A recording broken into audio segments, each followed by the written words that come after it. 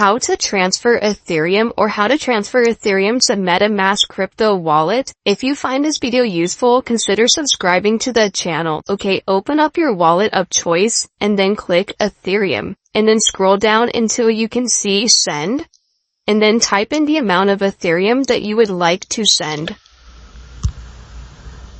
You have two options to type in something in the search bar like so. Or you can click to the right and there's the QR code, which will be able to bring up the recipient. In this case, I'm going to send it to one of my addresses on the PC or desktop. Now confirm that the information is correct. You will see the cryptocurrency Ethereum sending to another wallet or the address, the network, a network fee, and then the total cost of this transaction. And if you are satisfied with this, then click confirm.